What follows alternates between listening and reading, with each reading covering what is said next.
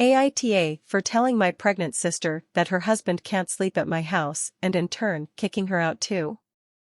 I am 30F and my pregnant sister, 34F, and her husband, 42M, plan 2 weekend trips to visit me on the West Coast, also as a pit stop to get to and from Hawaii. My sister, Jane, is pregnant and this trip is their baby moon. Jane's husband, Charles, my husband 31M, Victor.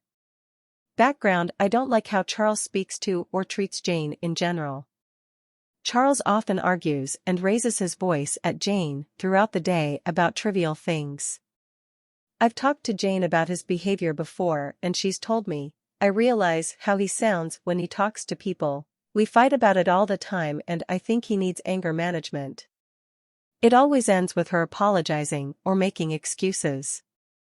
Weekend 1, the entire time we spent with Charles was quite exhausting and miserable for me. He argued with my sister multiple times.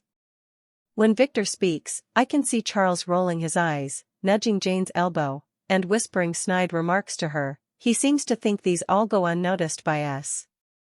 He usually talks down to me, cuts me off, and enjoys flaunting his knowledge. My brother, mom, and some cousins also find him a difficult person to be around. Charles and Jane leave my house and the next day I am overwhelmed by the stress and how uncomfortable Charles always makes me feel. Victor finds me crying and thinks they should not come back to sleep in our home because it is so stressful for me, but agrees we should still hang out with them out of our house. I cried about it because I don't want to put my sister in a difficult situation, especially with her being pregnant and trying to enjoy a vacation.